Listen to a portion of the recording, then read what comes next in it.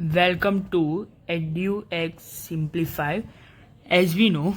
in past we have done two videos. First of the chapter 2 introduction and second the example number 1. Today we have looked at the example number 2 of the chapter 2. And if you haven't watched past video, please watch it. Now we will start example 2. Let's start it. Friends આજે આપણે example number 2 જોઈશું chapter 2 ઇન્વેસ્ટિગો standard 12th chapter number 2 નો ઇન્વેસ્ટિગો example number 2 આપણે જોઈશું okay હવે example 2 માં શું કહે છે find the principal value of coat inverse -1/√3 બરાબર તો આપણે સોલ્યુશન આવી રીતે લખીશું તો આ 2 માર્ક્સનો ક્વેશ્ચન છે તો 2 માર્ક્સ પૂરા મળશે ઓર અથવા એમસીક્યુમાં આવી શકે બરાબર 2 और 1 માર્ક્સમાં પૂછાયા બરાબર તો એમાં શું છે કોટ ઇન્વર્સ જે ક્વેશ્ચન જે છે આપણે કોટ ઇન્વર્સ -1/√3 એને આપણે y માની લો પછી તો આવી રીતના સામે જતું રહેશે તો કોટ y -1/√3 તો કોટ -π/3 -1/√3 થાય કોટ -π/3 એ થાય જ્યારે -1/√3 જો આ કોટનું ટેબલ છે એ ક્યારે 1/√3 આવે છે તો કે π/3 π/3 તો 60 એંગલ તો π/3 આવે છે પણ માઇનસ છે આપણે બસ -π/3 થશે એમાં હવે કોટનો રૂલ કેવો હોય કે કોટ -x હોય ને તો કોટ π - x થઈ જાય તો કોટ π - π/3 થઈ જશે x હતો આપણો આ હતો π - π/3 થઈ જશે બરાબર તો એ -1/√3 આવશે જે આપણે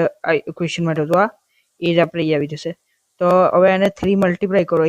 આ 3 એ મલ્ટીપ્લાય થશે તો 3π - π થશે ઓપન આ નીચે ડિનોમિનેટરમાં 3 આવશે બરાબર તો શું થશે અથવા π માંથી π - 3 કરશો તો બી 2π/3 આવશે અને આવી રીતના ના ફાવે તો આવી રીતના સિમ્પલ એ કરવાનું આ સ્ટેપ દેખાડવો ઇમ્પોર્ટન્ટ છે બરાબર તો -1/√3 થશે તો 2π/3 -1/√3 તો કોટ ઇન્વર્સ હવે આ સામને જતું રહેશે પાછું આ અહીં હતું હવે એના બદલે આ સામને જતું રહેશે અને આ આમ જતું રહેશે કોટ ઇન્વર્સ -1/√3 2π/3 બરાબર 2π/3 તો the range of coat inverse શું થાય કે 0 ઓપન ઇન્ટરવલ 0 to π હવે આપણે આ છે ને રેડ પેનથી મેં જે લખ્યું છે ને એ આપણે લખશો નહીં તો ચાલશે એ આપણા ખાલી વેરીફાઈ માટે હોય તો ફોર વેરીફાઈ માટે તો કે 2π/3 આપણે આવ્યો આન્સર એ રેન્જમાં છે કે નહીં એ ક્યાંથી ખબર પડશે આપણને તો જો 2π એટલે 1/180 ઓપન 3 હવે 360 થશે 360 180 તો એ 2 × 60 તો 120 આવ્યા અને આ 0 to π તો π એટલે 180 તો 0 to 180 તો 120 એની વચ્ચે થયું આ રેન્જમાં છે તો આન્સર આપણે લખી કાઢવાનું આપણે બ્લુ પેનથી લખ્યું છે એટલે આ લખવાનું કે 2π/3 પછી કોમા કરવાનું પછી કોટ ઇન્વર્સ બિલોંગ્સ ટુ 0 to π આટલું લખી કાઢવાનું અને પછી આન્સરને બોક્સ બનાવી કાઢવાનું આપણે બરાબર થેન્ક યુ